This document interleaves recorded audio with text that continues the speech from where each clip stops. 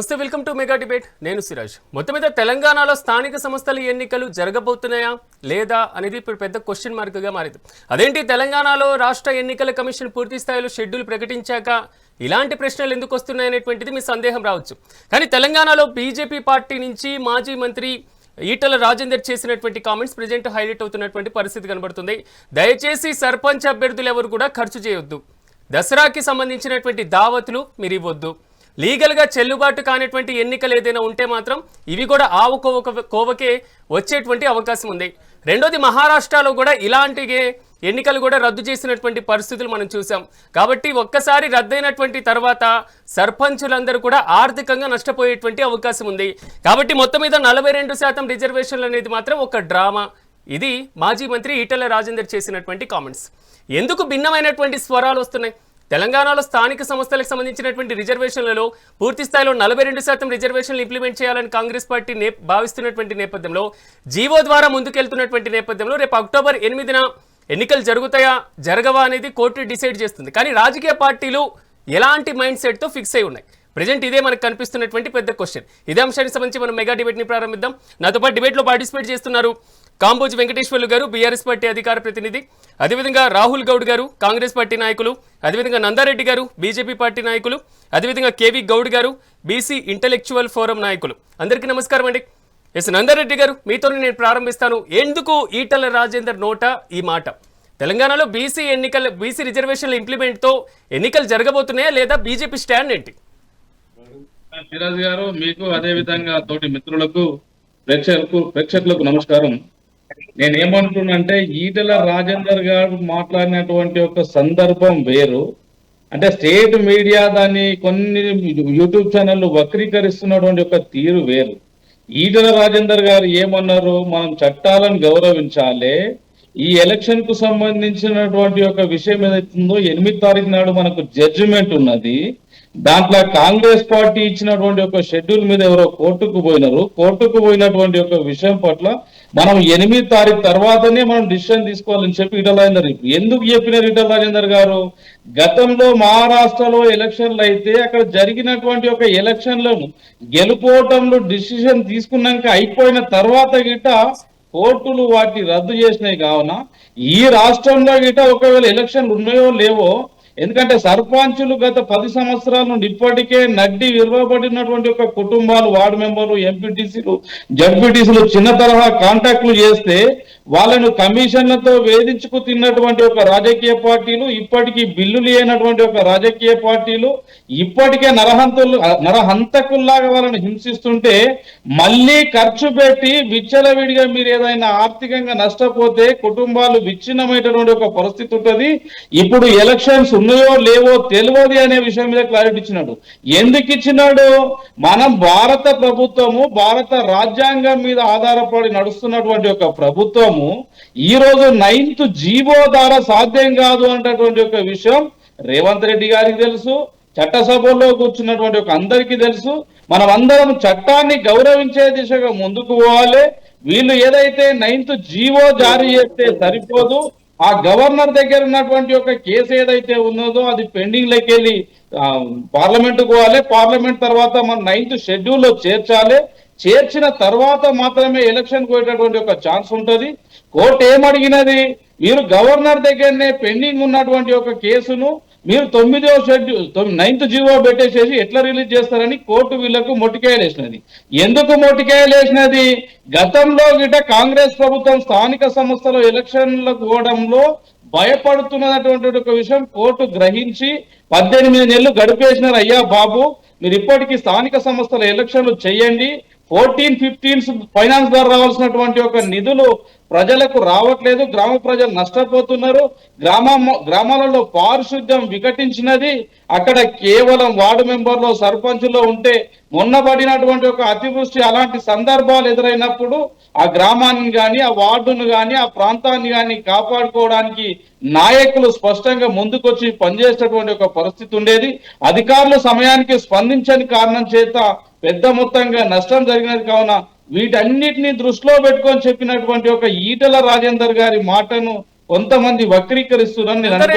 ఇక్కడ ఒక క్వశ్చన్ ఏంటంటే, పూర్తి స్థాయిలో మహారాష్ట్రలో ఎన్నికలు రద్దయినటువంటి అంశాన్ని కూడా ఊటంకిస్తూ తెలంగాణలో కూడా అలాంటి జరిగేటువంటి పరిస్థితి ఉంది కదా అనేటువంటి అంశాన్ని చెప్పారంటారా, హెచ్చరించారంటారా, లేదా పార్టీ నేతలని అలర్ట్ చేశారంటారా? నేనేమంటున్నా, భారతీయ జనతా పార్టీ భారత రాజ్యాంగానికి కట్టుబడి పనిచేస్తున్నటువంటి ఒక పార్టీ. కాంగ్రెస్ పార్టీకి ఈ దేశంలో మీడియాలో ఏదైనా వస్తే నమ్మది, ఈ దేశ చట్టాలను గౌరవించది.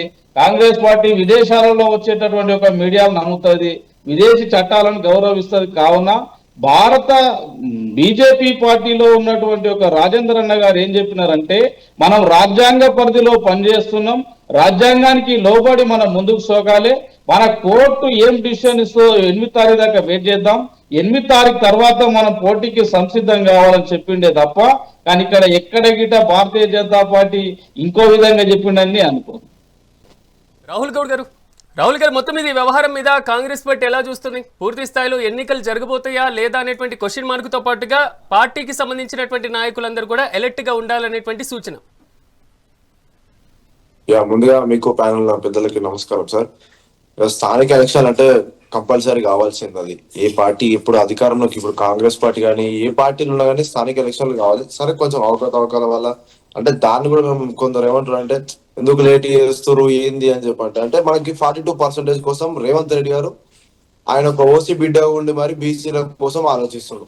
అంటే ఇంతమంది బీసీల బిడ్డలు ఉన్న మనకెందుకు ఐడియా రాలేదు, మనం ఎందుకు పోలేమా అంటే అది మనతో సాధ్యం కాలేకపోతే ఆయన ప్రభుత్వం వచ్చింది. ఇప్పుడు కాంగ్రెస్ పార్టీ చేస్తుంది, దానికి మద్దతు పలకాలి ఎవరైనా.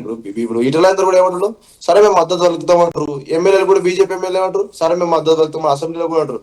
కానీ పైకి పోయే వరకు ఏమైతుంది, ఇక్కడ ఏమో వీళ్ళు మద్దతు పలుకుతారు, పైకి పోయే వరకు గవర్నర్ దగ్గరికి, అక్కడ పైకి పోయే వరకు ఏమైతుంది, అక్కడ మద్దతు పలకట్లేదు పైన నాయకులు. సో బీజేపీ నాయకులు కూడా వాళ్ళు క్లారిటీగా లేరు, వాళ్ళు క్లారిటీగా ఉండి వాళ్ళు తెలుసుకొని మాట్లాడితే బాగుంటుంది. ఎందుకంటే స్థానిక ఎలక్షన్ల కోసం రేవంత్ రెడ్డి గారికి చిత్తశుద్ధితో ముందుకు పోతుండు. సో ఈటలందరూ గారు కామెంట్ చేసారు, సరే ఓకే నో ప్రాబ్లం. దాంట్లో కామెంట్ చేసారు ఏమంటారు, రానున్న ఎలక్షన్లలో ఎవరు ఖర్చు పెట్టవద్దు అంటే, మేము ఖర్చు పెట్టమని అంటలేము, మేము ఎవరం ఏం చేయమని అంటలేము. కోర్టు 8 తారీఖు ఉన్నది, 8 తారీఖు వరకు చూడండి, వస్తే మన అదృష్టం. మనం ఏమంటాం, ఒక బీసీ బిడ్డగా మాకు అందరికి కావాల్సింది 42, మన కోర్టు పరిమిత 50% ఇవ్వాలి. మనం 50% లోపు 42% మనం పెట్టుకున్నాం కాంగ్రెస్ పార్టీ మేనిఫెస్టోలో. ఇక కాంగ్రెస్ పార్టీ 42% రిజర్వేషన్ ముందు తీసుకుపోతుంది. సరే ఒక బీసీ బిడ్డగా ఉండాలని 50% వచ్చినా మేము అంగీకరిస్తాం. అంటే నార్మల్ జనరల్ గా చెప్పాలన్న ఏ పార్టీ చేసినా దానికి పద్ధతి వాళ్ళకేస్తుంది. ఎందుకంటే ఈ రానున్న సిచ్యువేషన్ లో భవిష్యత్తులో ఎస్సీ ఎస్టీ మైనారిటీల కన్నా దారుణం అయిపోతుంది సిచ్యువేషన్ బీసీ అని చెప్పి రేవంత్ రెడ్డి గారు ఆ చిత్తశుద్ధితో ఒక ఓసీ బిడ్డ. సరే ఇప్పుడు కాంగ్రెస్ పార్టీ ఉందా, రేపు బీఆర్ఎస్ ఉన్నదా, రేపు బీజేపీ వస్తుందా, ఎవరు వచ్చినా రాకపోయినా కానీ ఇది ఒక చరిత్ర. ఏంటంటే మనం ఒక తెలంగాణ సాధించుకున్న విధంగా, మనం తెలంగాణ కోసం ఎంతమంది పోరాటాలు చేసి అన్ని పార్టీలు పోరాటం చేసి ఆ విధంగా మరొక చరిత్రగా ఇది సృష్టించుకోవాలి. ఇది యావత్ చరిత్ర మన తెలంగాణ మొత్తం భారతదేశం చూస్తుందని చెప్పాను. కానీ కాంగ్రెస్ పార్టీకి ఏదో లాభం జరుగుతుంది, కాంగ్రెస్ పార్టీ నుండి కాంగ్రెస్ పార్టీకి ఏదో వస్తాను కాదు సార్. వస్తే స్థానిక ఎలక్షన్ల కోసం మేము 42% కోసం గవర్నర్ దగ్గర అయ్యా మాకు అమలు చేయని చెప్పి మేము గవర్నర్ దగ్గర పెడుతున్నాం. గవర్నర్ ఏమంటుండు, ఇంకా దాన్ని హోల్లో పెడుతుండు, ఆ పైన మోడీ ఆపుతుండు. మేము అదే అడుగుతున్నాం, ఎందుకు ఇక్కడ ఉన్నారు కేంద్ర మంత్రులు ఉన్నారు, 8 మంది ఎంపీలు ఉన్నారు, మోడీ దగ్గర తీసుకొని తెలంగాణ మీద చిత్తశుద్ధి కానీ, తెలంగాణ మీద ఇష్టం కానీ, తెలంగాణ ప్రజల మీద కానీ, బీసీ బిడ్డలాగా ఉండి అందులో కూడా బీసీ ఎంపీలు కూడా ఉన్నారు కదా. సో వారందరూ కూడా అవగాహనతో మాట్లాడి మోడీతోని అయ్యా మాకు అమలు తెలంగాణ బీసీలు వెనుకబడిపోతున్నారు అని చెప్పి బీసీల కోసం చేస్తే బీజేపీ కన్నా ప్రజలు నమ్ముతారు. అరే బీజేపీ కంటూ క్రేజ్ వస్తుంది. మేము ఏమంటున్నాం సార్, మా కాంగ్రెస్ పార్టీకి మేము హైప్ చేసుకోవాలి, మేము ఏదని కాదు. ఇది ఎవరు చేసినా బీసీల కోసం చేస్తారు. మనం బీసీల కోసం మనం తాపత్రయం పడుకుంటాం. బీసీల ఎవరు చేసినా మనం అంగీకరించాల్సిందే. ఈవెన్ కేసీఆర్ చేసినా బీసీల కోసం ఎన్నడూ తీయలేడు పాపం ఆయన. సరే ఆయన తీయకపోయినా రేవంత్ రెడ్డి గారు తీస్తారు. కాంగ్రెస్ పార్టీ తరఫున చెప్పాలంటే మేము చెప్పుకుంటూ రావచ్చు, కానీ ఒక బీసీ బిడ్డగా స్టాండ్ ఉండి కూడా చెప్పాలంటే నేను చాలా సంతోషమే. ఎందుకంటే ఒక్కసారి ఇది మనం ఇట్లా ఇక చేతులు ఇట్లా దులిపేసుకున్నాం అనుకో సార్, ఇక మళ్ళీ దీనికోసం పోరాటం చేసే కష్టమే సార్. మళ్ళీ మనకి ఇట్లాంటి రిజర్వేషన్ రాదు. మళ్ళీ 50,000 వస్తుందో 40,000 వస్తుందో 30, అప్పుడు ఉండేటోళ్ళు ఎవరో, ఏ ప్రభుత్వం ఉంటుందో, ఎవరు పోరాటం చేస్తారో డౌటే. సో ఉన్నదానైనా వినియోగించుకొని 42% తో ముందుకు పోతానన్నా రేపు భవిష్యత్తులో ఇప్పుడు 42% వచ్చింది సార్. నేను మంచి ఒక క్లారిటీ చెప్తున్నా, వచ్చింది అనుకో ఇప్పుడు బీసీలకి, అందులో అన్ని పార్టీలు పోటీ చేస్తారు కదా సార్, జెడ్పీటీసీకైనా ఎమ్మెల్యేకైనా ఎవరికైనా, ఇప్పుడు బీజేపీ వాళ్ళైనా బీఆర్ఎస్ వాళ్ళకైనా అందరికీ టికెట్లు వస్తాయి, అందరూ పోటీ చేస్తారు, అందరికి అవకాశం వస్తుంది. మనం కూడా ఒక పొజిషన్ లో ఉన్నామని తలెత్తుకుని లాగా ఉంటది. ఇప్పుడు మనం ఏమంటారు, మనం చాలా దీనస్థితిలో ఉన్నాం సార్, మనం అట్టడిగా కిందికి పోతున్నాం. సో రేవంత్ రెడ్డి గారు ఆ ఒక ఒక మైండ్ సెట్ తో ఒక ఓసీ బిడ్డగా ఉన్నా కానీ సరే ఆయన అసలు చేయరు. నార్మల్ గా మీకు తెలుసు, ఒక ఓసీ బిడ్డగా బీసీ బిడ్డకు సపోర్ట్ చేయడం అంటే అది నాట్ ఏ జోక్. అది ఫ్యాక్టరీ చెప్పాలంటే చేయరు, అంటే పార్టీ పరంగా కూడా చెప్పాలంటే చేయరు. కానీ ఆయన చేస్తుండు, అరే ఒక స్టాండ్ గా తీసుకోదామని రాహుల్ గారు డిస్కషన్ చేద్దాం. ఎస్ వెంకటేశ్వర్ గారు నమస్తే అండి. Good evening sir. Very good evening sir. మొత్తం మీద ఏంటి బీజేపీ వర్షన్ మాత్రం లీగల్ గా చెల్లుబాటు కాని ఎలక్షన్ అనేటువంటి అంశాన్ని ప్రస్తావిస్తున్నారు. బీఆర్ఎస్ వర్షన్ కూడా అలాగే ఉందా? పార్టీ శ్రేణులకు, సర్పంచ్ అభ్యర్థులకు, ఎంపీటీసీ జెడ్పీటీసీ అభ్యర్థులకు ఇలాంటి సూచనలు చేసేటువంటి అవకాశం ఏమైనా ఉందా? Good evening mega TV panel members and తోటి ప్యానల్ మెంబర్స్ కు, ప్రేక్షకులకు. ఈటెల రాజేందర్ గారు గత 25 సంవత్సరాలుగా ఒక ఎమ్మెల్యేగా, ఒక మంత్రిగా, ఈ రోజు ఎంపీగా ఉన్న వ్యక్తి. ఆయన అనుభవంతోనే మహారాష్ట్రలో జరిగినటువంటి ఎలక్షన్ మీద అనుభవంతోనే మహారాష్ట్రలో 41% రిజర్వేషన్ తీసుకొచ్చిన తర్వాత, ఎలక్షన్ పెట్టిన తర్వాత మహారాష్ట్ర హైకోర్టు దాన్ని డిమాలిష్ చేసింది. మళ్ళీ ఎలక్షన్ వేరు రిజర్వేషన్స్ లేకుండా. అది అనుభవంతోనే ఇలా ఈటెల రాజేందర్ గారు బీసీ బిడ్డలకు ఒక అపీల్ చేయొచ్చు ఒక బీజేపీ వ్యక్తిగా. నేను దాన్ని స్వాగతిస్తలేను, నేను దాన్ని వ్యతిరేకించట్లేదు. కానీ మా బీఆర్ఎస్ పార్టీ స్టాండ్ అంటే 8వ తారీఖు వరకు మేము వెయిట్ చూస్తాం. ఎందుకంటే కాంగ్రెస్ పార్టీ 8వ తారీఖు నాడు నోటిఫికేషన్ ఇవ్వద్దని హైకోర్టు జస్టిస్ విజయసేనారెడ్డి గారు చెప్పినా వినకుండా కూడా నోటిఫికేషన్లు ఇచ్చారు. అది 12 రోజుల టైమే ఇచ్చారు. ఇంకోటి ఏంటంటే బీసీ రిజర్వేషన్లు అమలు అయితే కావా అనే సబ్జెక్ట్ తీసుకుంటే కాంగ్రెస్ పార్టీకి 60 సంవత్సరాలుగా ఏ రోజు చిత్తశుద్ధి లేదు. ఎట్లా చిత్తశుద్ధి లేదంటే 66 ఏళ్ళు ఈ స్వాతంత్ర భారతదేశంలో పార్లమెంటరీ వ్యవస్థలో వాళ్ళే పరిపాలించారు కదా. ఇలా బీసీలు వెనుకబడిపోవడానికి కారణం కాంగ్రెస్ పార్టీ కాదా? ఇలా హరిజన బస్తీలు, మాదిగ వాడలన్నీ ఊరు బయటేసింది ఇందిరమ్మ రాజ్యం మీద కాదా?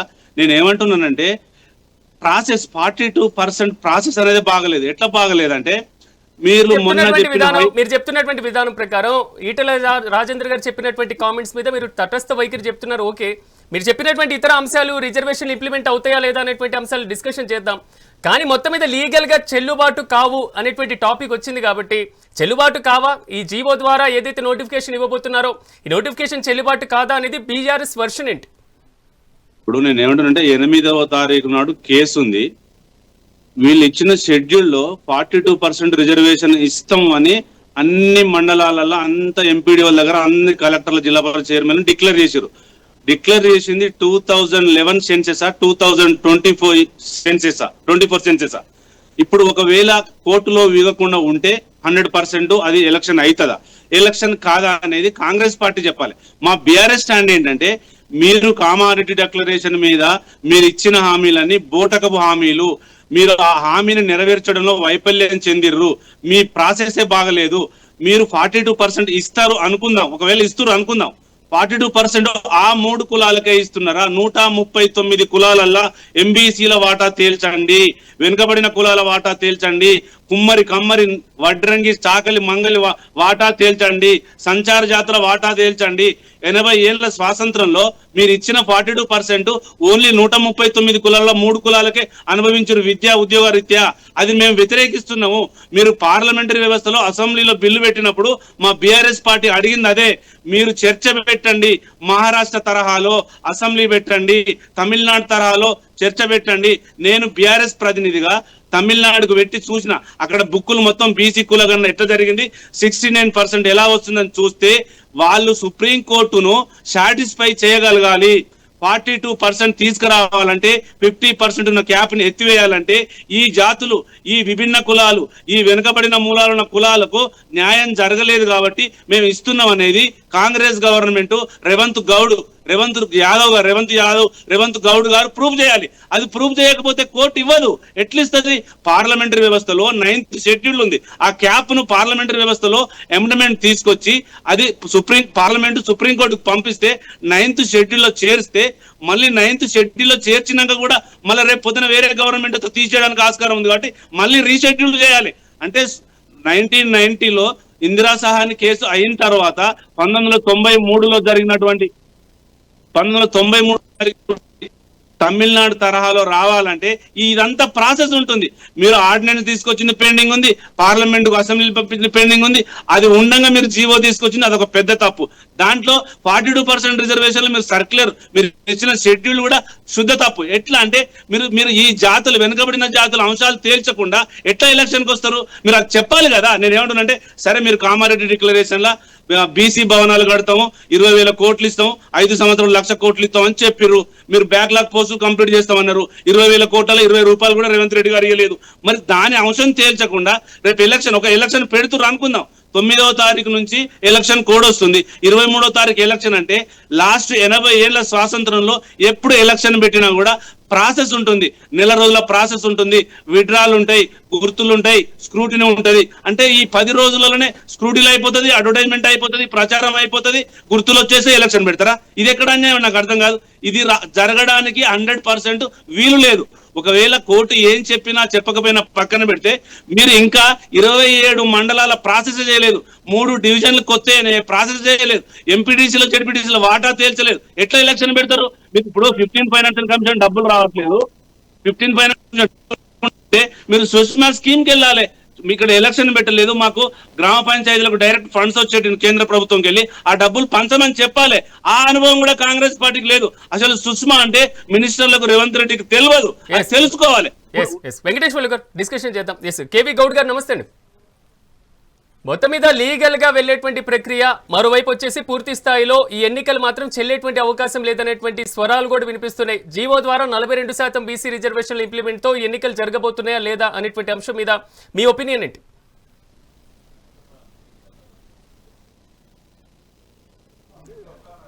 మ్యూట్ లో ఉంది, అన్మ్యూట్ చేయండి సార్. ప్యానెల్లో ఉన్నటువంటి సభ్యులైనటువంటి బీఆర్ఎస్ పార్టీ చారి గారికి, కాంగ్రెస్ గౌడ్ గారికి, బీజేపీ రెడ్డి గారికి మరియు ఛానల్ను వీక్షిస్తున్న ప్రేక్షకులందరికీ కూడా శుభ సాయంత్రం. 42% రిజర్వేషన్లు కల్పించడానికి కాంగ్రెస్ పార్టీ మల్లగులాలు పడుతుందని పదే పదే చెప్తా ఉన్నాం. ముందుగా ఒక చట్టాన్ని రూపొందించి దాన్ని అసెంబ్లీలో చర్చకు పెట్టి ఆమోదించి ఆ తర్వాత గవర్నర్ వద్దకు పంపించి గవర్నర్ ఒప్పుకున్న తర్వాత గవర్నర్ సంతకం పెట్టి రాష్ట్రపతికి పంపించినటువంటి విషయం మనందరికీ తెలిసిందే. అది అక్కడ అలా పెండింగ్ ఉంది. ఈలోపు కొంతకాలం గడిచింది, ఒక 3 నెలల కాలం గడిచిపోతే హైకోర్టు ఇన్వాల్వ్ అయ్యి డైరెక్ట్గా సెప్టెంబర్ 30 తేదీ లోపల మీరు ఎన్నికలు నిర్వహించాలి అని చెప్పేసి ఒక గైడ్లైన్, ఒక డెడ్ లైన్ విధించింది. ఆ డెడ్ లైన్ బేస్ చేసుకున్నటువంటి ప్రభుత్వం తక్షణమే ఆగమేఘాల మీద ఒక ఆర్డినెన్స్ తీసుకురావడం, ఆ తర్వాత పాత 2018 పంచాయతీరాజ్ చట్టంలో ఒక సవరణ చేయడం, ఆ తర్వాత ఆ బిల్లును మళ్ళీ గవర్నర్ వద్దకు పంపింది. అవి అలా పెండింగ్లోనే ఉన్నాయి. జీవో కానివ్వండి, ఆర్డినెన్స్ కానివ్వండి, 2 బిల్లులు కానివ్వండి, గవర్నర్ వద్ద కానీ రాష్ట్రపతి కార్యాలయంలో కానీ పెండింగ్లో ఉన్నాయి. ఈ పెండింగ్లో ఉన్నటువంటి వాటికి చట్టబద్ధత లేదు, ఇంకా రాలే.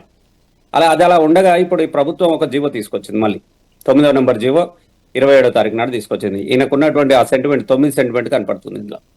ఈ సెంటిమెంట్ బేస్ మీద ఒక జీవో తీసుకొచ్చేసి ఆ జీవోతోని 42% బీసీలకు రిజర్వేషన్ కల్పిస్తున్నాం అని చెప్పేసి బేస్లెస్ ఏ రకమైనటువంటి రాజకీయంగా అది రాజ్యాంగబద్ధంగా చట్టబద్ధత లేనటువంటి ఒక జీవోని తీసుకొచ్చేసి ఈరోజు ఎన్నికల నోటిఫికేషన్ కూడా ఇచ్చింది. ఈ జీవో ఇచ్చిన సందర్భంలో కూడా క్లియర్గా హైకోర్టు మళ్ళీ ఇన్వాల్వ్ అయింది, మళ్ళీ కూడా చెప్పింది. ఎవరు దాంట్లో పిటిషన్ వేయడం జరిగింది, ఆ పిటిషన్ మీద విచారణ జరిగింది. అది జరిగిన తర్వాత క్లియర్గా చెప్పింది, మీరు ఒకవేళ ఈ జీవో బేస్ మీద మీరు కనుక ఎన్నికల షెడ్యూల్ ఇచ్చినా మెరిట్ బేస్ మీద మళ్ళీ విచారణ చేస్తాం, దాని మీద కూడా మేము చట్టబద్ధత ఎంతవరకు ఉంది అనేటువంటిది మేము నిర్ణయిస్తాం, తుది తీర్పుకి లోబడే ఫలితాలు ఉండాలి అని చెప్పేసి పేర్కొనడం జరిగింది. ఇది 8వ తారీఖు నాడు హియరింగ్కి రానుంది. మళ్ళీ ఆ తర్వాత 8వ తారీఖు హియరింగ్ వచ్చిన తర్వాత నోటిఫికేషను ఎలక్షన్ ప్రాసెస్ మొదలు పెడితే బాగుండే, కోర్టు తీర్పు వచ్చిన తర్వాత.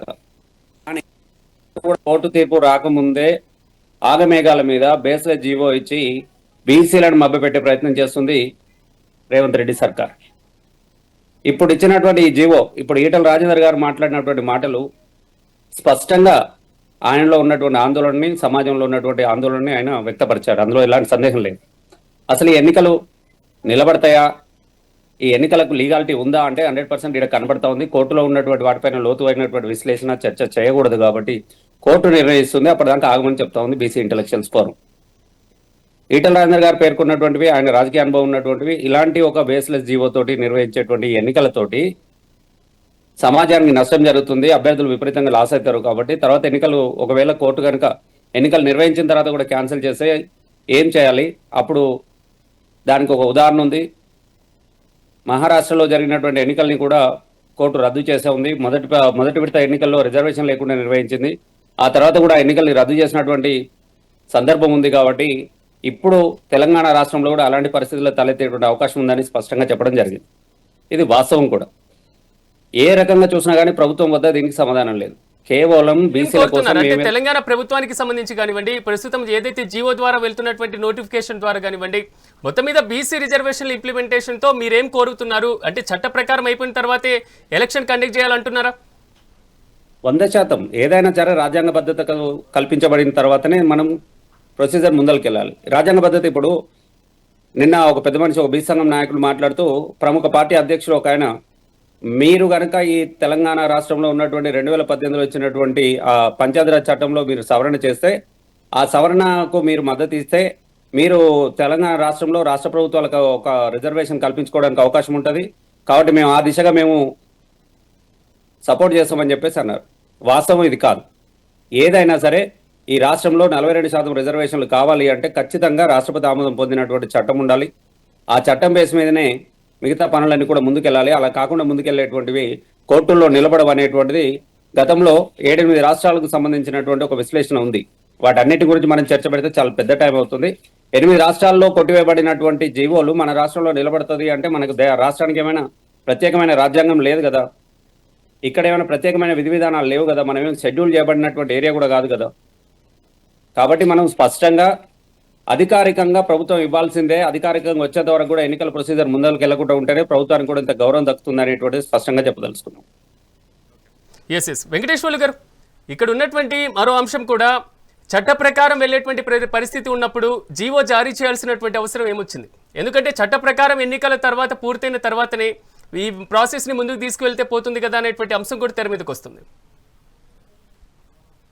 అడగాల్సిన క్వశ్చన్ నన్ను అడుగుతారు. జీవో తీసుకొచ్చింది వాళ్ళు, ఎందుకు తీసుకొచ్చినా మీరు నన్ను అడుగుతారు, అయినా సమాధానం చెప్తారు. ఎందుకంటే మీరు అడిగారు కాబట్టి. మిత్రులు గౌడ్ గారు క్లుప్తంగా చెప్పారు వాస్తవాలు. చట్ట ప్రకారమే అంటున్నారు కానీ అక్కడ చట్టానికి మద్దతు ఇచ్చారనేటువంటి అంశం కూడా వారు ప్రధానంగా ప్రస్తావిస్తున్నారు. అందుకే అడగాల్సి వస్తుంది. మేము చెప్తున్నా, అదే చెప్తున్నా. మేము 2018లో 29 జీవో తీసుకొచ్చిన తర్వాత ఇదే కాంగ్రెస్ పార్టీలో ఉన్నటువంటి జడ్పీటీసీలు సర్పంచులు కలిసి మేము తీసుకొచ్చిన 29 జీవోను హైకోర్టులో ఓడగొట్టారు. మేము సుప్రీంకోర్టుకు వెళ్ళాము. మళ్ళీ సేమ్ రేవంత్ రెడ్డి గారు జీవో నెంబర్ 9 తీసుకొచ్చిండు. మేము జీవో నెంబర్ 9 కు వ్యతిరేకిస్తున్నాం. ఎందుకంటే మేము ఆల్రెడీ అసెంబ్లీలో MIM, BJP, BRS party BC reservation 42% బిల్లుకు మేము అందరూ ఏకాభిప్రాయంతో ఆ బిల్లును స్వాగతించినాం. ఆ బిల్లును రాష్ట్రపతి దగ్గర పంపారు. నేను కూడా అదే చెప్తున్నా, రాష్ట్రపతి ఆమోదం లేకుండా పార్లమెంటరీ వ్యవస్థ ఆధీనం కాకుండా 9th షెడ్యూల్లో చేర్చకుండా వీళ్ళు మసిమూసి మారేడుకాయలమ్మి బీసీలతో చెలగాటమాడుతున్నాడు రేవంత్ రెడ్డి. రేపు రాబోయే కాలంలో మంత్రులు, ఎమ్మెల్యేలు రేవంత్ రెడ్డి తెలంగాణలో తిరిగే పరిస్థితి లేదు. రేపు సివిల్ వార్ వచ్చినా అవుతుంది. ఒకవైపు ఓసీలు, ఒకవైపు బీసీలు. ఎందుకంటే ఆ స్థాయిలో వచ్చిన ఇవాళ బీసీ పరిస్థితి. ఎందుకంటే వాళ్ళు దొంగ హామీలు ఇచ్చి ఓట్లు వేయించుకొని కామారెడ్డి డిక్లరేషన్ పేరు మీద బోకస్ మోడల్ మాట్లాడండి రేవంత్ రెడ్డి గారు. నేనేమంటున్నా బీఆర్ఎస్ పార్టీగా, మేము జీవో 9 కు వ్యతిరేకము. ఎందుకు వ్యతిరేకం అంటే మేము తీసుకొచ్చిన జీవోను మీ కాంగ్రెస్ పార్టీ వాళ్ళే కదా మీరు డిమాండ్ చెప్పారు హైకోర్టులో. మళ్ళీ మీరు జీవో తీసుకురావడం అంటే కేసీఆర్ బాటలోనే మీరు వెళ్తారా? అదే మీకు తర్పణమా? నేనేమంటున్నా అంటే 42% మీరు ఎట్లా తెస్తారో తేండి. మీ మేనిఫెస్టో కమిటీ చైర్మన్ గారికి ఆ రోజు జ్ఞానం లేదా? ఆయన చదువుకోలేదా? ఎందుకు అవలు కానీ హామీలు ఎందుకు ఇచ్చారు? మీకు అప్పుడు రోజు బుద్ధి లేదా కాంగ్రెస్ పార్టీకి? ఎవరు శ్రీధర్ బాబు గారు ప్రచార కమిటీ చైర్మన్ ఉండి 42% ఇస్తానంటే ఇది క్యాప్ ఉంది, ఇది సుప్రీంకోర్టు గైడ్ లైన్స్ ఉన్నాయి, న్యాయ సలహాలు తీసుకోవాలి. మనం బోర్ల బొక్కలు పడతాం. రేవంత్ రెడ్డి జంతర్ మంతర్ దగ్గర బోర్ల బొక్కలు పడతాడు. ఆ రోజు తెలియదా? ఇవాళ డొమ్మరగడ్డలు ఎత్తాడు, రాహుల్ గాంధీ పేరు చెప్తాడు. ఏం మాట్లాడతాడు? రాహుల్ గాంధీ ప్రధానమంత్రి అయిన తర్వాత 42% ఇస్తారా? ఇవాళ లోకల్ బాడీలలో తెలంగాణ 33 జిల్లాలలో దాదాపు 50-60% అన్ని జాతుల బీసీలే ఉన్నారు. మాకు చట్టం చేయండి, 42% అమలు చేయండి అంటున్నాం మేము. అట్లా కాకుండా ఇదో ఒళ్ళాక కడపత్రాలు పంచినట్టు ఇలా జంతర్ మంతర్ దగ్గర కాంగ్రెస్ పార్టీ ధర్నా చేసి రాహుల్ గాంధీ రారు, మా మల్లికార్జున ఖర్గే గారు రారు, ప్రియాంక గాంధీ రారు, సోనియా గాంధీ రారు.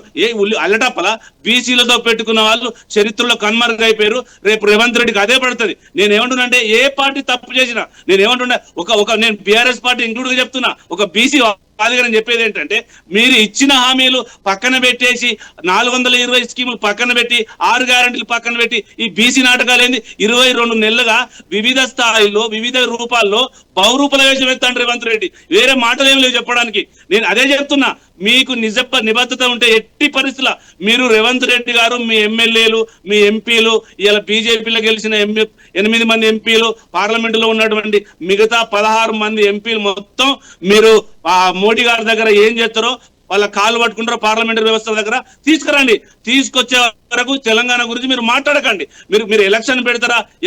అందుకనే ముందే చెప్పిన 8వ తారీఖు నాడు జస్టిస్ విజయసేనారెడ్డి గారి టేబుల్ మీద కేసు ఉంది. ఆ కేసు పూర్వపదాలు చేయకుండా నేను ఏది పడితే అది మాట్లాడితే పద్ధతి ఉండదు. కాబట్టి ఇవాళ కాంగ్రెస్ పార్టీ కామారెడ్డి డిక్లరేషన్ మీద బహురూపలేశాలు ఎత్తాంది. 20,000 కోట్లు 1,00,000 కోట్లు ఇస్తున్నాను సంవత్సరం 5 సంవత్సరాల. ఇవాళ 2 సంవత్సరాలు కావస్తుంది, 20 రూపాయలు ఇవ్వలేదు. ఒక్క హామీ కాదు, బ్యాక్లాగ్ పోస్టులు, స్కూటీలు మొత్తం 2,500 గృహులకు కరెంటు ఫ్రీ అన్నాడు, కోతులకు అయ్యన్నాడు. మొత్తం రేవంత్ రెడ్డి చేసిన నాటకాలు ఇలా భారతదేశంలో 3 అంచెల విధానంలో ప్రజాపాలన అని చెప్పి జడ్పీటీసీ లేకుండా, ఎంపీపీలు లేకుండా, సర్పంచులు లేకుండా, సింగిల్ విండో చైర్మన్ లేకుండా, మున్సిపల్ చైర్మన్ లేకుండా ఓన్లీ రేవంత్ రెడ్డి రాజ్యాధికారం పరిపాలిస్తున్నాడు. ఇది ప్రజాపాలన కాదు, ప్రజా సంకట పాలన. నిజంగా రేవంత్ రెడ్డి గారికి భగవద్గీత మీద, రాజ్యాంగం మీద ప్రమాణం చేసి నేను రాజ్యాంగాన్ని కాపాడుతున్న వ్యక్తి. ఎక్కడ రాజ్యాంగాన్ని కాపాడు? నువ్వు రాజ్యాంగం ఇచ్చిన జీవోలను, హక్కులను, చట్టాలను వ్యతిరేకిస్తున్నారు రేవంత్ రెడ్డి గారు. ప్రమాణం చేయలేదు. ముఖ్యమంత్రి అయితే ప్రమాణం ఏమని చేసిండు? నేను రాజ్యాంగాన్ని కాపాడుతాను ప్రమాణం చేసి. మరి రాజ్యాంగానికి వ్యతిరేకంగా పని చేస్తావు. నీ ప్రాసెసే బాగలేదు. నీ ప్రాసెస్ 42% తీసుకొచ్చి 42% తీసుకోరే ప్రయత్నం ఎట్లుంటదంటే తమిళనాడు తరహాలో ఉండాలి, మరో గుజర్ల తరహాలో ఉండాలి. అది లేదు. నీతి మాలిన రేవంత్ రెడ్డి కాంగ్రెస్ ఇలా కండువలు కప్పుకున్న కాంగ్రెస్ కండువలు కప్పుకోలేమేమంటాడు. మరి ఇలా ఆయన టీడీపీ కండువతోనే పనిచేస్తాడా? రేవంత్ రెడ్డి నోరి అది మోరి అట్లా తయారైన తప్ప బీసీలకు న్యాయం చేస్తాడని ఏ కోణాన్ని కూడా మేము బీఆర్ఎస్ పార్టీ అనుకోవడం లేదు. ఇది మా బీఆర్ఎస్ పార్టీ స్టాండ్. నందారెడ్డి గారు, ఏంటి బీఆర్ఎస్ పార్టీ వల్లే మీరు కూడా పూర్తి స్థాయిలో జీవోకి వ్యతిరేకంగానే ఉన్నారా? అంటే జీవోని స్వాగతించేటువంటి పరిస్థితి బీజేపీలో లేదా? ఎందుకంటే ఆల్రెడీ ఇప్పుడు కామెంట్స్ కూడా చూసాం మనం. ఈరోజు గారు ఎప్పుడు కానీ భారతీయ జనతా పార్టీ బీసీల పార్టీ. ఎందుకంటే బీసీలకు దేశంలో పెద్దపీట వేసినటువంటి ఒక party Bharatiya Janata party. BC ప్రధానమంత్రి ఈ రాష్ట్రంలో బీసీ ముఖ్యమంత్రిని చేస్తామని అఫీషియల్ గా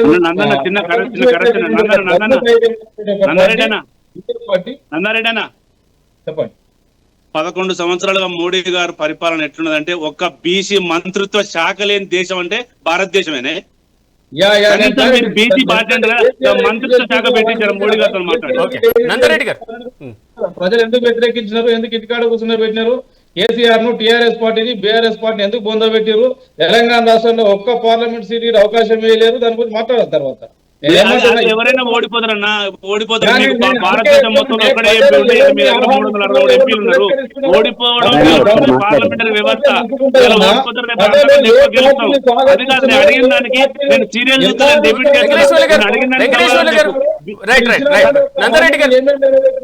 కేజీ టు పీజీ విద్య ఇచ్చినారు, ఇంటికి ఒక ఉద్యోగం ఇచ్చినారు, అన్ని ఇచ్చినాం. 38,000 టీచర్ ఉద్యోగాలు ఇచ్చినాం, 1200 గురుకులాలు కట్టినాం. రైట్ వెంకటేశ్వర్లు గారు, ఎజెండాలోకి వచ్చేద్దాం. మన ఎజెండాలోకి వచ్చేద్దాం. ఎస్ నందారెడ్డి గారు, ఒక్కొక్క నియోజకవర్గానికి 1000 పడకల కార్పొరేట్ హాస్పిటల్ కట్టినారు. ఏం మాట్లాడతారన్న? నందారెడ్డి గారు బీసీ రిజర్వేషన్ల ఇంప్లిమెంటేషన్ తో నందారెడ్డి గారు ఒక్క నిమిషం. Okay right. మన ఎజెండాలోకి వచ్చేద్దాం. మన ఎజెండాలోని అంశాల మీద చర్చిద్దాం. నందారెడ్డి గారు ఒకే ఒకటి ఏంటంటే, బీసీ రిజర్వేషన్ల జీవో ప్రకారం ఇచ్చినటువంటి ఏదైతే ఉందో పూర్తి స్థాయిలో నోటిఫికేషన్ ని బీజేపీ స్వాగతిస్తుందా, వ్యతిరేకిస్తుందా? భారతీయ జనతా పార్టీ స్వాగతిస్తుంది. కావునే అసెంబ్లీలో చట్టం చేసేటప్పుడు భారతీయ జనతా పార్టీలో ఉన్నటువంటి ఒక ఎమ్మెల్యేలు అందరి గిట దీన్ని అధికారికంగానే అఫీషియల్ గానే ఒప్పుకున్నటువంటి ఒక విషయం రాష్ట్ర ప్రజలు అందరూ చూసినారు. నంబర్ 1. నంబర్ 2 ఏంటంటే, గవర్నర్ దగ్గర పెట్టినటువంటి ఒక బిల్లులో కులగణనలో 30 తప్పులు ఉన్నాయి. అదే ఈ రాష్ట్ర ప్రభుత్వంలో ఉన్నటువంటి ఒక మంత్రులు, ఈ రాష్ట్ర ప్రభుత్వంలో ఉన్నటువంటి ఒక అఫీషియల్ ఆఫీసర్స్, ఈ తెలంగాణ రాష్ట్రంలో ఉన్నటువంటి ఒక ప్రజలందరూ కులగణనలో పాల్గొనలేదు అని స్పష్టంగా ప్రెస్ మీట్ మీడియా సాక్ష్యంగా చెప్పినటువంటి ఒక సందర్భంగా వీటినందిని పరిగణలోకి తీసుకున్నటువంటి ఒక గవర్నర్ గారు కావచ్చు, అదే విధంగా ఏబిసిడిల ఈల వర్గీకరణ ఏదైతే ఉన్నదో కొన్ని కులాలే కాకుండా ఈ రాష్ట్రంలో ఉన్నటువంటి ఒక కనీసం 123 అంటారు కానీ 150 పైచిలకు బీసీ కులాలు ఉన్నాయి. ఆ కులాల నుండి వచ్చేటటువంటి ఒక బీసీలను ఎందుకు బీసీలుగా పరిగణిస్తలేరు?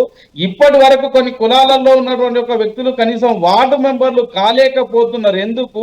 కొన్ని కులాలే బీసీలలో ఎందుకు పైకి వస్తున్నాయి? ఒకసారి రిజర్వేషన్ తీసుకొని వాళ్ళ ఆర్థిక సంపన్నులై ఉండి గిట్ట మళ్ళీ అదే పదవికో లేకపోతే అదే ఉద్యోగానికో ఆ పిల్లలు పోటీ పడ్డటువంటి ఒక పరిస్థితి ఉన్నది. ఇప్పుడు కోర్టులో దేని మీద కేసు వేసినారు బ్రదర్? ఏబిసిడి వర్గీకరణ ఏదైతే ఉన్నదో రాజ్యాంగం కల్పించినటువంటి ఒక హక్కులో భాగంగా మన ఆర్థిక స్థితిగతుల ఆధారంగా అప్పుడు దేశంలో భారతదేశంలో ఈ 573 రాజ్యాలను విలీనం చేసేటప్పుడు ఆ కులానికి ఉన్నటువంటి ఒక ఆర్థిక స్థితిగతుల ఆధారంగా మనం రాజ్యాంగంలో కల్పించుకున్నాము. దాని ఆధారంగా ఒక్కసారి వాళ్ళు ఎంపీటీసీ గాని సర్పంచ్ గాని వార్డు మెంబర్ గాని ఆ రిజర్వేషన్ లో వచ్చినటువంటి ఒక ఉద్యోగస్తులు గాని బీజేపీ నాయకులు చేస్తున్న దుష్ప్రచారం ఈ సందర్భంగా బీజేపీ నాయకులు గమనించాలి. భారత రాజ్యాంగంలో రిజర్వేషన్లు ఆర్థిక ప్రాతిపాదికన లేవు. విద్యాపరంగా సామాజికంగా వెనుకబాటుతనం మీద మాత్రమే రిజర్వేషన్లు ఉన్నాయి. ఆర్థిక పరంగా లేవు. పర్సన్ ఎవరైతే కేసు వేసినారో వీటి విధి విధానాల మీద కేసు వేసినాడో అది కోర్టు పరిధిలో ఉన్నది.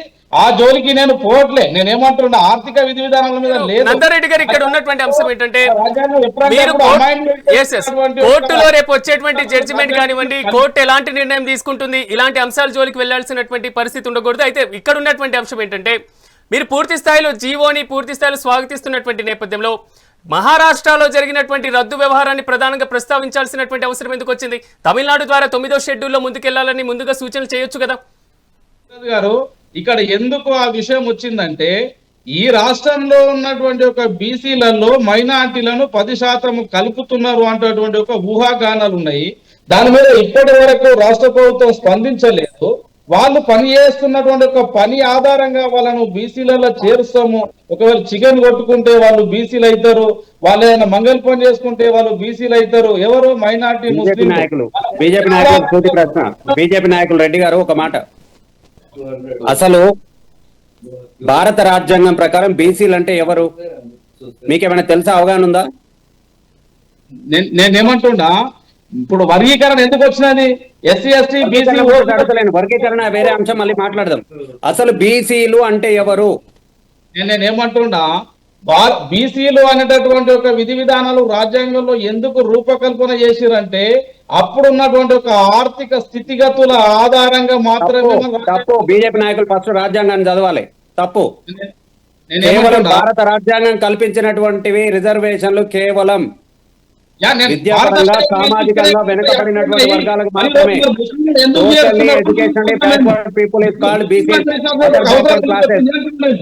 ముస్లిం చేసేటువంటి అవసరం ఎందుకు వచ్చినది? వాళ్ళ పని ఆధారంగా వాళ్ళని బీసీలలో ఎందుకు చేరుస్తున్నారు? రెడ్డి గారు ఆగాలి. మీరు ఆగండి. మీరు అడిగిన ప్రశ్న నేను సమాధానం చెప్తాను. రెడ్డి గారు ఆగండి. మీరు అడుగుతాను, నేను చెప్తాను. నేను అడుగుతాను, మీరు చెప్పండి సమాధానం. లేకపోతే మీరే అడగ, నేను చెప్తాను. నేను ఒక మాట సూటిగా చెప్తున్నా. అసలు ముస్లింలు అనేటువంటి మాట భారత రాజ్యాంగం ప్రకారం వాళ్ళు ఎవరు అనేటువంటిది భారత రాజ్యాంగంలో ఏమని డిఫైన్ చేసిందో మీకు తెలియదు. క్లియర్ గా చెప్తా ఉన్నాను. బీసీలు అంటే కేవలం హిందూ మతంలో వెనుకబడిన కులాలు మాత్రమే కాదు, దేశంలో వెనుకబడినటువంటి వర్గాలు, క్లాసెస్, నాట్ క్యాస్ట్. హిందూ ధర్మంలో మాత్రమే క్యాస్ట్ ఉంది, మిగతా ధర్మాలలో క్యాస్ట్ లేదు అని మీ వాదంతో మేము కూడా ఏకీభవిస్తున్నాం. మధ్యలో జరిగినాయి కదా. భారతదేశ విభజన ఏ ప్రాతిపదికన జరిగినది? బీసీలకు హిందూతో దేశ విభజనకు బీసీలకు సంబంధం లేదు. భారతదేశ విభజన ఏ ప్రాతిపదికన జరిగినది? దేశ విభజనకు భారతదేశ రాజ్యాంగంలో పొందుపరచబడినటువంటి బీసీలకు సంబంధం లేదు. సంబంధం లేని విషయాలు నాతో నేను క్లియర్ గా చెప్తున్నాను. వెనకబడిన వర్గాలు అంటే ఏ మతంలోనైనా ఉండవచ్చు. ఇస్తున్నా అదే క్లారిటీ. మీరు నోట్ చేసుకోండి, పెన్ను పేపర్ పెట్టి రాసుకోండి, చెక్ చేయండి. 1947 లో వినండి, వినాలి.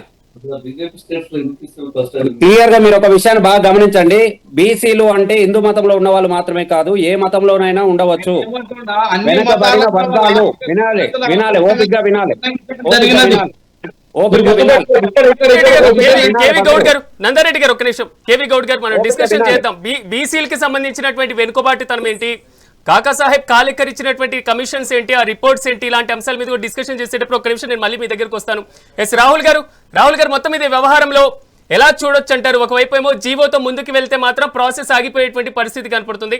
రేపు న్యాయస్థానం దీంట్లో జోక్యం చేసుకుని ఎలాంటి తీర్పు ఇచ్చినప్పటికీ ఆల్రెడీ ఒకవేళ ఎన్నికలు జరిగినా కోర్టు కొట్టివేసినటువంటి సిచ్యువేషన్స్ పక్కనున్నటువంటి రాష్ట్రాల్లో చూసాం. కాబట్టి 9వ షెడ్యూల్ ప్రకారం పూర్తి స్థాయిలో ఏర్పాటు చేసిన తర్వాతే మీరు ఎన్నికలకు వెళ్తే ఎక్కడా కూడా అంటే రద్దయ్యేటువంటి అవకాశం లేదు కదా సార్? మేము ఇప్పుడు ఏమంటున్నాం అంటే అవగాహన లేకుండా మేము ముందుకు పోతలేం సార్. రాజ్యాంగాన్ని వ్యతిరేకం ఇస్తున్నారని చెప్పి పార్టీలు అంటున్నాయి కదా, బీఆర్ఎస్ బీజేపీ అంటారుగా. సరే వాళ్ళు అనుకుంటే వాళ్ళు అనుకోని ఒరిగేది ఏంటి కాంగ్రెస్ పార్టీ మీద. కానీ రేవంత్ రెడ్డి గారు ఎందుకు బీసీల కోసం ఆలోచిస్తారు అని చెప్పి అది ఒక్కటి వాళ్ళు ఆలోచించాలి. ఇప్పుడు పెద్దలు అంటారు, ఏమంటారు, ప్రశ్నిస్తారు కదా. ఇప్పుడు బీజేపీ నాయకులు ఏమంటారు, బీసీలు అంటే ఒక హిందువులే కాదు, అది 100% కరెక్టే. బీసీలు అంటే ఒక హిందువుల దాంట్లో ఉండరు. బీజేపీ వాళ్ళకి మత రాజకీయాలు అలవాటు అయిపోయింది, మాకు తెలుసు, అది ముందు నుంచే లేదో తెలుసు. బీసీలు అంటే ఒక హిందువులనే ఉండరు, క్రిస్టియన్స్ ఉంటారు, ముస్లింస్ ఉంటారు. ఇది భారతదేశంలో మొత్తం కలిపితే చాలా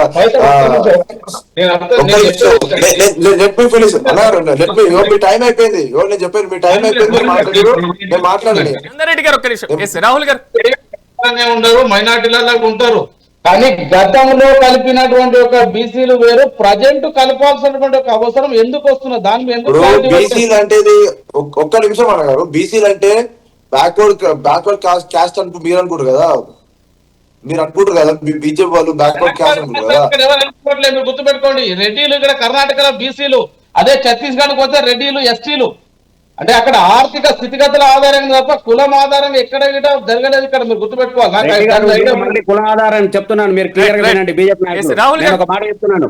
ఆర్థిక పరంగా రిజర్వేషన్లు భారత రాజ్యాంగం కల్పించలేదు. ఆర్థిక వెనుకబాటుతనంతో రిజర్వేషన్ లేవు. రాజ్యాంగంలో చదువుకోండి క్లియర్ గా.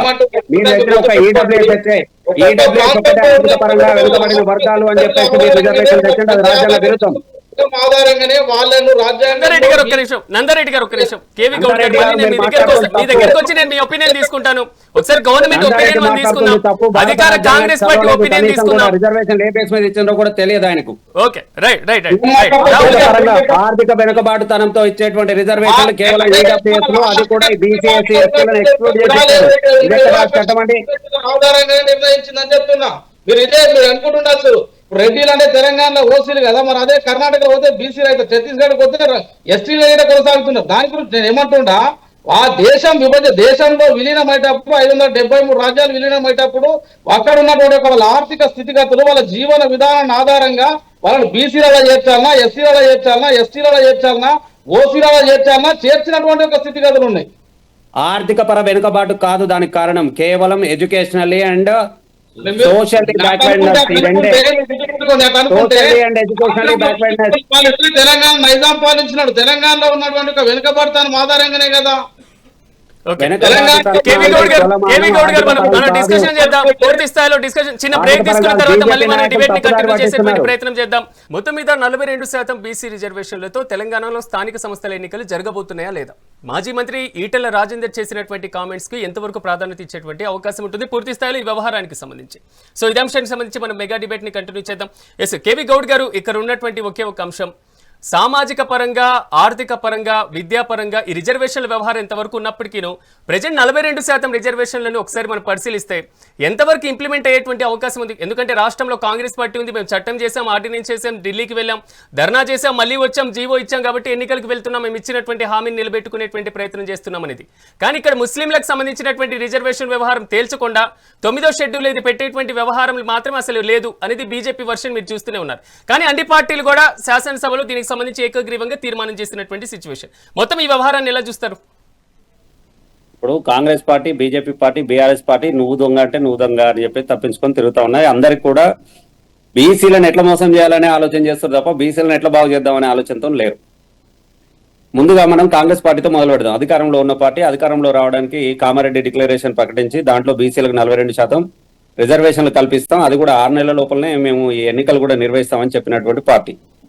కానీ అధికారంలోకి వచ్చిన తర్వాత కులగణన చేస్తామని చెప్పి 3 నెలలు 4 నెలల పాటు ఆ జీవోను కూడా ముందుకు తీసుకెళ్లకుండా కులగణన చేయకపోతే బీసీ సంఘాల ఒత్తిడి, ప్రధానంగా బీసీ ఇంటెలెక్చువల్స్ ఫోరం ఏర్పాటు చేసి దాని తర్వాత జరిగినటువంటి పరిణామ క్రమంలో తప్పనిసరి పరిస్థితులలో కులగణన చేసింది. కులగణన చేయడంలో కూడా అనేక అవరోధాలు ఏర్పడ్డాయి, అనేక రకాలైనటువంటి అవకతవకలకు పాల్పడ్డారు అనేటువంటి ఆరోపణలు కూడా బలంగా వినపడ్డాయి. అసలు రాష్ట్ర జనాభానే తక్కువ చూపించారు అనేటువంటి ఆరోపణలు కూడా ఉన్నాయి. ఇవి ఇలా ఉండగా కూడా వాళ్ళు సైంటిఫికల్ డేటా మేము కలెక్ట్ చేసినాం అన్నారు. సరే, ఆ సైంటిఫికల్ డేటా కలెక్ట్ చేసిన వాళ్ళు ఎక్కడ కూడా బహిరంగంగా ఇప్పటి వరకు ప్రకటించలేదు. అసలు వాళ్ళు ఏ వెబ్సైట్ లో కూడా పెట్టలేదు, అధికారికంగా ప్రకటించాలి. ఎందుకంటే ప్రభుత్వం చేసినటువంటిది ప్రజలకు తెలియాల్సినటువంటి సబ్జెక్ట్, అది ఎక్కడ పెట్టలేదు. కనీసం పార్షల్ గా కూడా బయట పెట్టలేదు. ఇది ఇలా ఉండగా వాళ్ళ యొక్క నిపుణుల కమిటీ అని ఒకటి కమిటీ చేసుకొని దానికి ఆ డెడికేషన్ కమిషన్ రిపోర్టు సిఫార్సు మేరకు బీసీ కమిషన్ రికమెండేషన్ ప్రకారం 42% రిజర్వేషన్లు ఇస్తున్నాం మేమని కోర్టుకు సబ్మిట్ చేసుకున్నాం.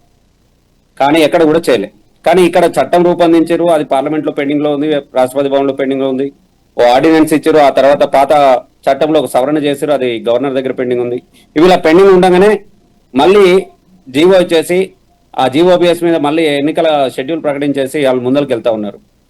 ఇక తర్వాత వచ్చే 9వ తారీఖు నాడు నోటిఫికేషన్ కూడా ఇస్తామంటారు. అక్కడ నుంచి ఎన్నికల ప్రక్రియ మొదలవుతుంది, కాబట్టి కోర్టులు ఇందులో జోక్యం చేసుకోలేవు అని అంటారు. కానీ ఈ సందర్భంగా 9వ నెంబర్ జీవో రిలీజ్ చేసిన తర్వాత గౌరవ హైకోర్టు క్లియర్ గా చెప్పేసింది, మెరిట్ మీద మేము విచారణ చేస్తాం, కంపల్సరీగా ఈ జీవో మీద మేము విచారణ చేపట్టిన తర్వాత మేము ఇచ్చేటువంటి తుది తీర్పు లోబడే ఫలితాలు ఉండాల్సి ఉంటుంది అని చెప్పారు.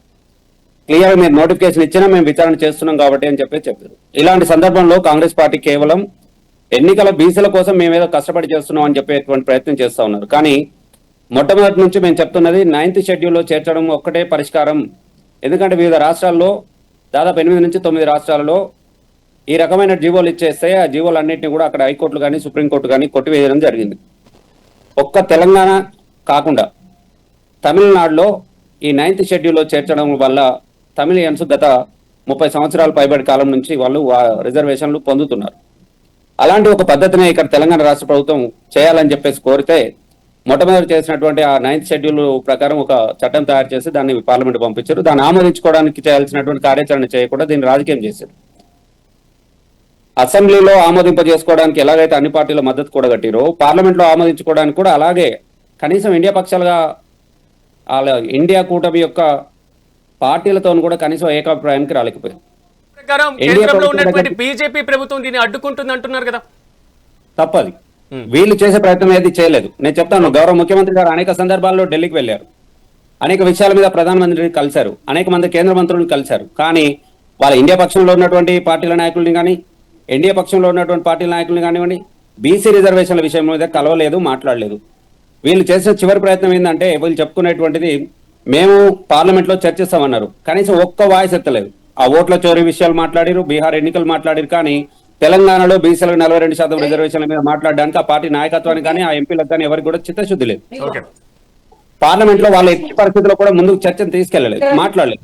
పైగా జంతర్ మంతర్ దగ్గర ఒక ధర్నా నిర్వహించేసి అక్కడ క్లియర్ గా స్పష్టంగా చెప్పారు, మేము ఈ అంశాన్ని రాహుల్ గాంధీని ప్రధానమంత్రిని చేయడానికి వాడుకుంటాము అని చెప్పారు. దీంతోనే వాళ్ళ యొక్క చిత్తశుద్ధి మనకు క్లియర్ గా స్పష్టంగా అర్థమవుతుంది. కాంగ్రెస్ పార్టీ బీసీలను మోసం చేయడానికి, బీసీలను రాజకీయంగా ఒక పావులుగా వాడుకోవడానికి మాత్రమే ప్రయత్నం చేస్తుంది అనేటువంటిది బీసీ సమాజం నమ్ముతున్నటువంటి విధానం. ఇక బీజేపీ పార్టీ విషయానికి వచ్చేటప్పటికి వాళ్ళు ముస్లింలు ఇందులో 42%లో 10% ముస్లింలు ఉన్నారు అంటారు. అసలు ఏ బిల్లులోనైనా ఏ ముసాయిదా బిల్లునైనా బీజేపీ నాయకులు చదివిరా, వాళ్ళ కార్యకర్తల కాడ నుంచి కేంద్ర మంత్రుల వరకు అసలు ముస్లింలు ఏ రాష్ట్రంలో లేకుండా కేవలం తెలంగాణలోనే ఈ బీసీలలో ఉన్నారా అనేటువంటి విషయం మీద వాళ్ళకి క్లారిటీ లేదు. ఈ విషయం కేంద్ర మంత్రిని గట్టిగా అడిగితే ఆ పార్టీ నాయకత్వం అంతా కూడా ఆ పార్టీ అధ్యక్షులు కానివ్వండి, కేంద్ర మంత్రులు కానివ్వండి, ఎవరు నోరు మెదపలేదు. ఎందుకు అంటే నరేంద్ర మోదీ గారు ముఖ్యమంత్రిగా ఉన్నప్పటికే గుజరాత్ రాష్ట్రంలో 70% పైగా ముస్లింలు, 70 కులాలకు పైగా ముస్లింలు, 70% బీసీలలో చేర్చడం దేనికి అంటున్నాం. నేను అదే చెప్తున్నాను, మీరు ఆగాల కొద్దిసేపు. నరేంద్ర మోడీ గారు ముఖ్యమంత్రిగా గుజరాత్ రాష్ట్రానికి ఉన్నప్పుడు 70 కులాలు అంటే 70% పైగా జనాభా ఓబీసీలలో ఉంది, వాళ్ళకు ఓబీసీ రిజర్వేషన్ ఇచ్చినాం మేము అని చెప్పారు. మీరు చెప్పినటువంటి దాని మీద నేను ఒకసారి కాంగ్రెస్ వర్షన్ తీసుకుంటాను. ఏమంటారు? కేవీ గౌడ్ గారు చెప్పినటువంటి దాంట్లో ప్రయత్నాలు చేసేవన్నీ చేయలేదు, రాష్ట్ర వ్యాప్తంగా ఉన్నటువంటి దానికన్నా కేంద్ర ప్రభుత్వం మీద అఖిల పక్షంతో ముందుకు వెళ్తే కొంతవరకు సానుకూలంగా వచ్చేటువంటి అవకాశం ఉంది కదా అని పదే పదే మేము విజ్ఞప్తి కూడా చేసాం. బీసీ ఇంటెలెక్చువల్స్ ఫోరంగా మొట్టమొదటి నుండి చెప్తూనే ఉన్నాం అది. కానీ ఎక్కడ కూడా రాహుల్ గారి దగ్గరికి వెళ్ళొస్తాను మళ్ళీ. రాహుల్ గారు, అఖిల పక్షాన్ని తీసుకొని మీరు ఢిల్లీకి ఎందుకు వెళ్ళలేదు? ఢిల్లీలో పూర్తి స్థాయిలో ఎందుకు సమావేశం కేంద్రంతో బీజేపీ ప్రభుత్వంతో సమన్వయం చేసుకొని ఈ చట్టాన్ని కొంతవరకు 9th షెడ్యూల్లో పెట్టేటువంటి ప్రయత్నం ఎందుకు చేయలేదంటున్నారు? సార్ ఢిల్లీకి వెళ్ళలేదంటే ఢిల్లీకి కాదు ఎక్కడికైనా వెళ్ళడానికి కానీ మేము సిద్ధమే. ఢిల్లీలో ఉన్నది మోడీ ప్రధానమంత్రి ఈ దేశానికి. ఆయన ఏ ఒక్క రాష్ట్రాన్ని లేకుండా ఆయన ప్రతి ఒక్క రాష్ట్రాన్ని చూడాలి. ఈ తెలంగాణ ఏర్పాటైనప్పటి నుంచి ఆయనకి వ్యతిరేకం స్టార్ట్. ఆయనకి ఈ రాష్ట్రం అంటే నచ్చదు. ఫస్ట్ ఆఫ్ ఆల్ బీజేపీ నాయకులు ఏదనుకున్నా కుల చెప్పాలంటే నచ్చదు. గతంలో కేసీఆర్ అపాయింట్మెంట్ ఇవ్వలేడు, ఇప్పుడు రేవంత్ రెడ్డి గారికి అపాయింట్మెంట్ ఇవ్వడు, ₹1 కూడా ఇవ్వడు. ఆఖరికి ఆంధ్రాకి ఇస్తాడు. పోతే ఆంధ్ర మనకైనా డెవలపింగ్ తక్కువ ఉంటది, కానీ అక్కడ పెట్టుబడులు ఇవ్వడానికి చంద్రబాబు నాయుడుకి ఆఖరికి జగన్ కి ఇస్తాడు, పవన్ కళ్యాణ్ ఇస్తాడు. కానీ ఇక్కడ ఏ ఒక్క నాయకుడిని ఎంకరేజ్ చేయడు. ఇక్కడ ఏ ఒక్క నాయకుడు ముఖ్యమంత్రి కూడా తప్పు ఇందులో ఈ విషయంలో కాంగ్రెస్ పార్టీ వైఖరి 100% తప్పు. కలవడానికి అఖిల పక్షాన్ని తీసుకొని వెళ్ళలేదు అనే దానికి మాత్రం క్లారిటీ ఇవ్వండి. మీ పార్టీగా మీ కార్యకర్తలుగా మీరు ఏం చెప్పదలుచుకున్నారు అది చెప్పండి. రాహుల్ గారు, ఇప్పటి వరకు తెలంగాణ ముఖ్యమంత్రి ప్రధానమంత్రితో భేటీ అవ్వలేదా? అయినటువంటి సందర్భాల్లో 42% బీసీ రిజర్వేషన్లకు సంబంధించి ఎన్నిసార్లు ప్రస్తావనకు వచ్చింది? ఇప్పుడు రేవంత్ రెడ్డి గారు కూడా ఎన్నిసార్లు చెప్పారు మనకు చర్చలు కానీ మీడియాలో కానీ, మోడీ నాకు అపాయింట్మెంట్ ఇస్తలేడని చెప్పని అంటాడు. మోడీ అపాయింట్మెంట్ ఇవ్వడం ఒక రాష్ట్ర ముఖ్యమంత్రి అనేక సందర్భాల్లో కలిసిరు. ఏ ఒక్క సందర్భంలో కూడా ఏ ఒక్క సందర్భంలో కూడా బీసీ రిజర్వేషన్లో ఊసెత్తలేదు. అంతెందుకండి, ఇక్కడ ఉన్నటువంటి కేంద్ర మంత్రుల్ని ఎప్పుడు పిలిచాడు? అఖిల పక్షాన్ని పిలవండి, చెప్పండి, చూపించండి. ఒక్కసారి కూడా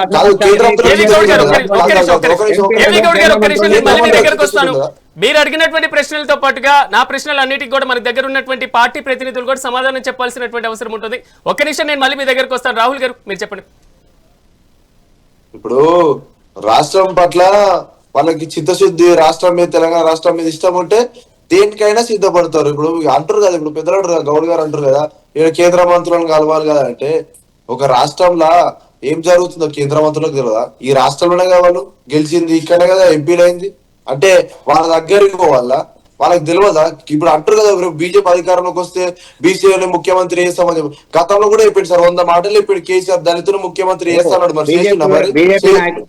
ఒక మాట రాహుల్ గారు, బీజేపీ నాయకులు ముస్లింలు మాత్రం ఇందులో ఉన్నారు, 10% ఉన్నారు అని చెప్పేసి బీజేపీ కేంద్ర మంత్రులు కార్యకర్తలు అందరూ అన్నారు. కార్యకర్త నుంచి కేంద్ర మంత్రుల వరకు అందరూ అన్నారు.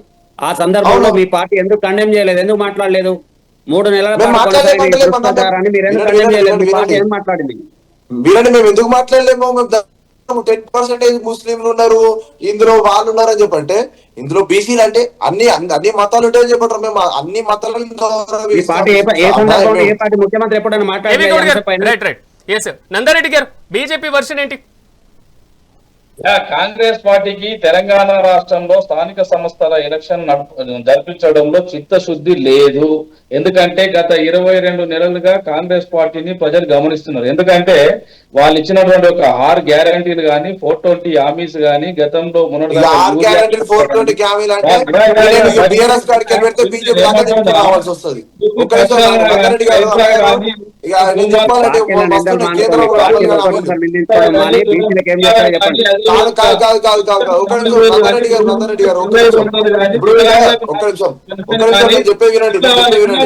రైతు రుణమాఫీ కానీ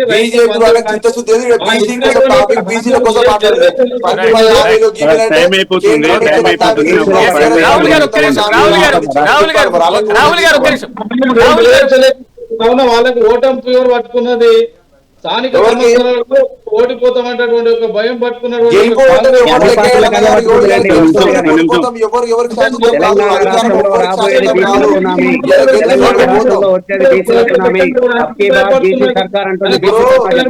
ఎందుకు అంత బీసీలకు ఏం చెయ్యాలని చెప్పేది అది చర్చ. ఆ చర్చలో రాహుల్ గారు ఒక్క నిమిషం. ఆలోచించండి. మోడీ ఎన్ని హామీలు ఇచ్చిండో,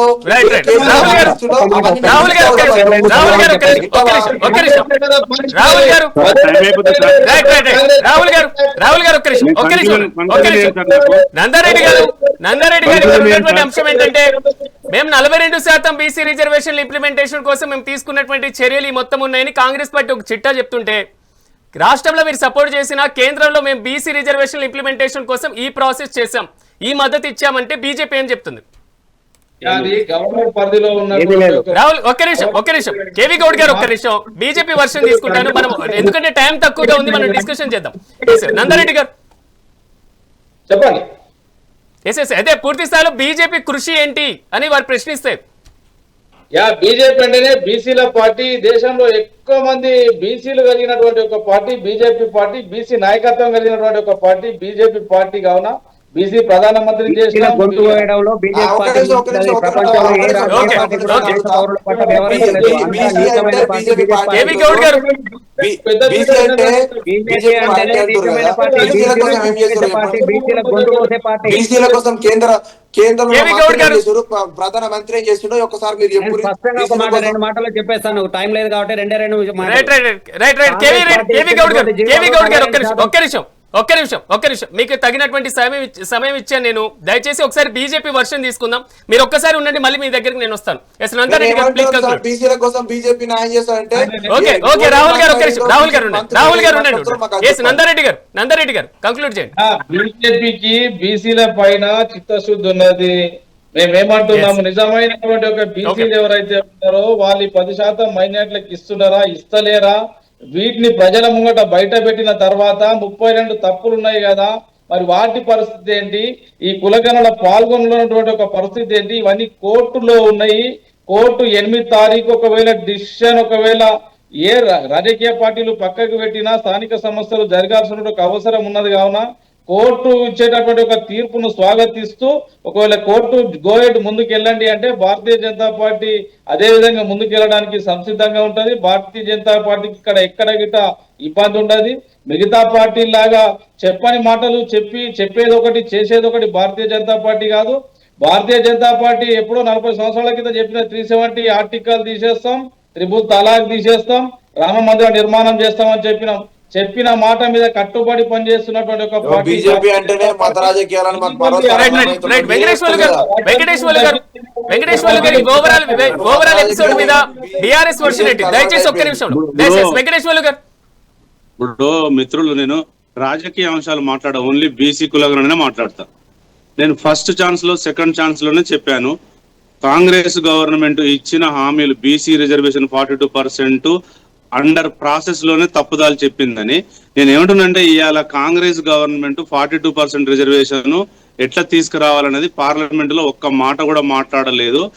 గౌరవ్ రేవంత్ రెడ్డి గారు 22 నెలలుగా 5 సార్లు ఢిల్లీకి పోయి 4 సార్లు 55 సార్లు ఢిల్లీకి పోయిండు, 5 సార్లు ప్రధానమంత్రిని కలిసిండు, కానీ బీసీల గురించి మాట్లాడలేదు.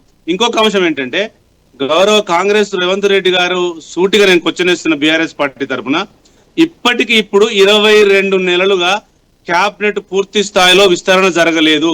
బీసీలు 3 ఉన్నారు, మీరు 42% ఇస్తారంటారు కదా, ఇంకా 2 ఖాళీలు ఉన్నాయి, ఆ 2 బీసీలకి ఇవ్వండి.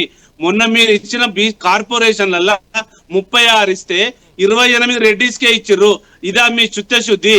నేను తమిళనాడుకు వెళ్ళి మా 12 మంది డెలిగేట్స్ బీఆర్ఎస్ పార్టీ తరఫున మేము అక్కడ సర్వే చేసి వచ్చిన తర్వాత నేను డెడికేషన్ కమిషన్ భూసాని వెంకటేశ్వర్ల గారిని కలిసి, నిరంజన్ గారిని కలిసి నా మెమోరాండం ఇచ్చి ప్రొఫెసర్ల సలహాలు తీసుకొని ఎట్లా చేయాలని భూసాని వెంకటేశ్వరరావు గారు నేను ఒక బీసీ వాదిగా బీసీ నాయకునిగా ఇస్తే, సార్ మీరు ఇచ్చిన డేటా లేదు, మేము అండర్ ప్రాసెస్ క్లోజింగ్ టైమ్ లో మీరు రండి, మీ సలహాలు మొత్తం మీద తెలంగాణలో బీసీ రిజర్వేషన్ ఇంప్లిమెంట్ తో పూర్తి స్థాయిలో ఎన్నికలు జరగబోతున్నాయా లేదా అని మనం కూడా వేచి చూద్దాం. ఈ రోజు నాతో పాటు ప్యానెల్ లో పార్టిసిపేట్ చేసినటువంటి వెంకటేశ్వర్లు గారికి, నందారెడ్డి గారికి, అదేవిధంగా రాహుల్ గౌడ్ గారికి, కేవీ గౌడ్ గారికి ప్రత్యేకంగా కృతజ్ఞతలు. మొత్తం మీద ఈటల రాజేందర్ చేసినటువంటి కామెంట్స్ మాత్రం తెలంగాణలో స్థానిక సంస్థల ఎన్నికలు జరగబోతున్నాయా, ఒకవేళ జరిగిన తర్వాత హైకోర్టుల జోక్యంతో ఏమైనా రద్దు అవుతాయా, మహారాష్ట్ర అంశాన్ని కూడా ఉటంకించినటువంటి నేపథ్యం కాబట్టి కాబట్టి లీగల్గా స్థానిక సంస్థల ఎన్నికల చెల్లుబాటు అవుతుందా లేదా, సర్పంచ్ అభ్యర్థులు, ఎంపీటీసీ, జెడ్పీటీసీ అభ్యర్థులు అందరూ కూడా ఖర్చులు తగ్గించుకోవాలనేటువంటి సూచన మాత్రం ప్రజెంట్ హైలైట్ అవుతున్నటువంటి పరిస్థితి. మొత్తం మీద అక్టోబర్ 8న హైకోర్టు ఏం చెప్పబోతుంది మనం కూడా వేచి చూద్దాం. ఇది వాటి మెగా డిబేట్. రేపు డిబేట్లో మళ్ళీ కలుద్దాం. చూస్తూనే ఉండండి మెగా 9 టీవీ.